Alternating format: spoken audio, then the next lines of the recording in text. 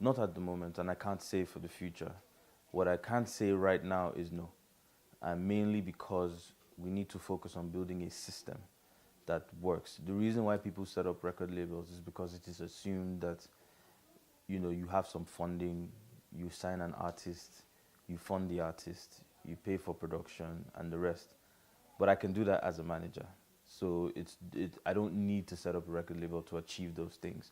What I need to do to set up a record label is to focus on developing a solution for distribution.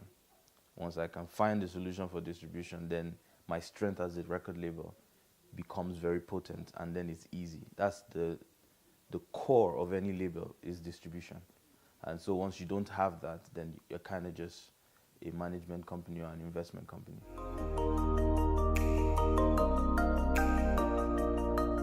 I think that it all depends on the negotiation. Every contract a company gives you is usually in the interest of the person that gives you the contract. So it is left for you to negotiate the contract to your favor. If I pick up an artist and I'm putting in a considerable amount of money into their career, it only makes sense that I'm trying to recoup it from as many platforms as possible.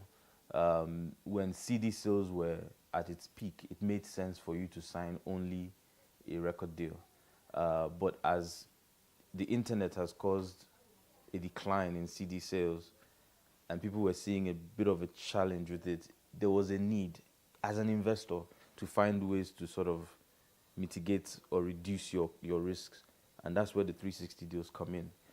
What people miss is you need to create an opportunity for renegotiation of your deals. If somebody is willing to put in an investment as a risk to invest in your career, that is everything is hope, right? You don't have a hit song, you're not known, and they're saying we're going to put money in with the hope of you succeeding. That's a risk. Not everybody would take that, and there should be adequate compensation for that. So both parties need to bear that risk. And once we're able to successfully do that, then everything else is easy. Once I make you enough money and I recoup your investment, then I can sit with you and say, you know what, this 360 deal is not working for us. Let's renegotiate it. Now I can see that I'm making you enough money from sales for us to focus on a record deal. It's hard to manage artists whether they're not famous or whether they're famous. What we focus on too many times is the change that occurs when the artist becomes famous. It's not that we have a difficult time managing the artist. It's just that we're not being honest with ourselves. When the artist becomes more popular, things will change.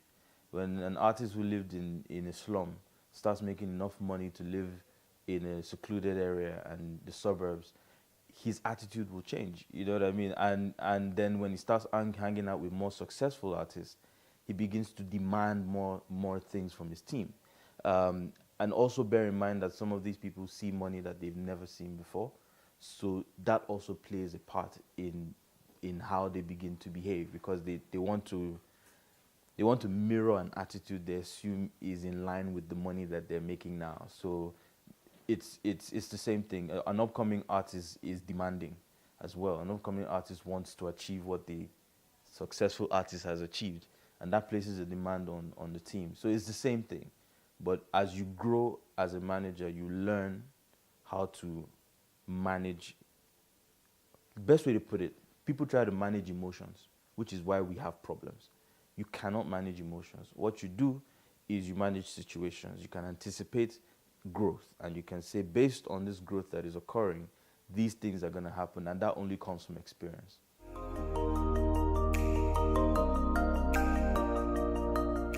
So what happened was I didn't know much about the movie industry because I spent most of my years as a manager in the music industry. So I didn't really know much.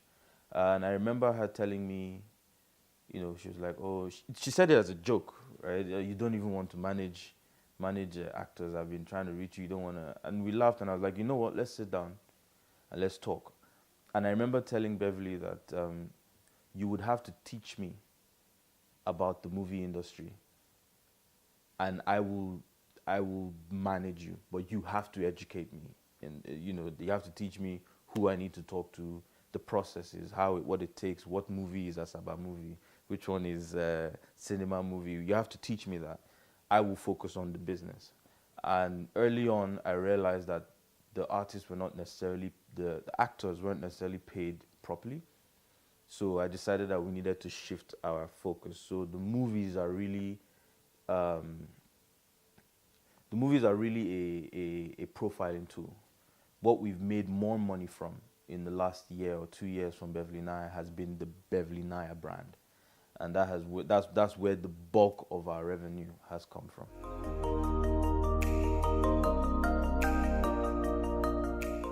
I think Wizkid is in, just for context, in terms of life cycles, so people don't get lost. So there are, I basically, I believe generally there are five major stages of an artist's life cycle. So there's the feedback, which is where you're singing in your bathroom and your mom says you're great.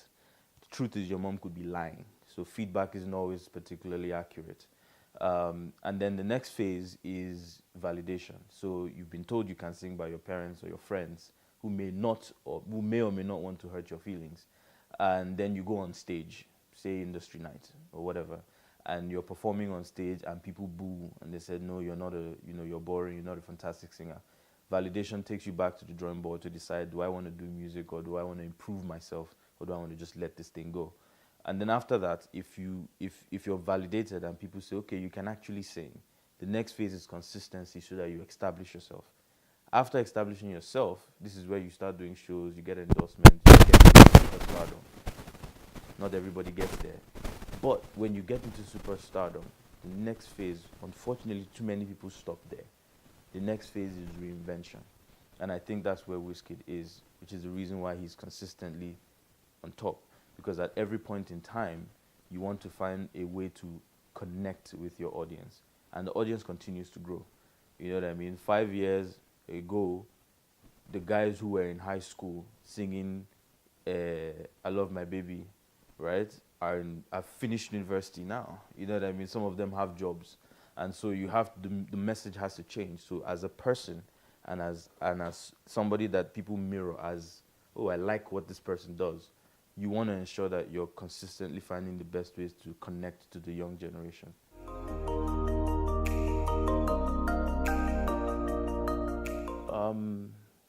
It's been good, but we're just starting. The Bag of Ideas campaign is pretty much a concept that I felt we needed to introduce. We've grown up to believe that we should mind our business when there's a problem. But one of the things we miss is every time you see a naked wire, right, that you do not fix, there's a likelihood that your brother or your friend or your cousin, younger than you, who's coming up, may see that wire, not know what it means, and touch it. So it's what you thought was not your business or was not your issue suddenly becomes your problem, right? And so instead of ignoring the problem, it's actually in the interest of the people that come after us for us to deal with it and solve it. That's the whole concept of Bag of Ideas.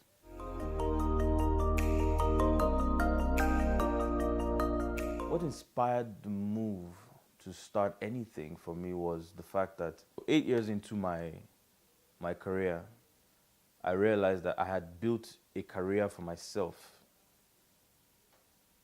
I had built a career for myself as a talent manager, but I hadn't built a business. And so people knew me, oh, Godwin Tom, you've worked with this person, this person, this person, but I didn't have a system in place. If I traveled, my business would shut down. And I felt like if we continue to make the same mistakes, we're never gonna build an industry. So, which was the reason why I started the workshops, and I said, look, I need to get younger people who are interested in learning how these things work, because nobody taught us. We literally jumped into the entertainment industry and roku anyhow.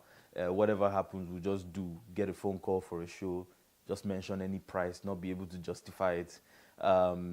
Try your luck. If you throw 5 million there and they agree, fantastic. If you throw 5 million and they say no, okay, is it too?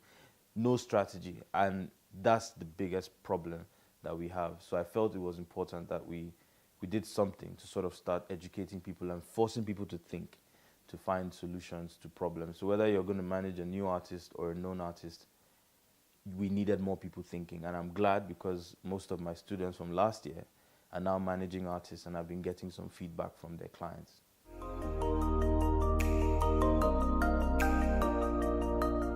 Because learning is continuous, right? And I would never give the impression that I know everything. The reason why is because I don't. That's a fact. What I need to focus on doing is consistent growth for myself. Because if I'm bringing people with me, I need to be 10 steps ahead of them to ensure that they're learning as much as I am, but I'm also able to direct them.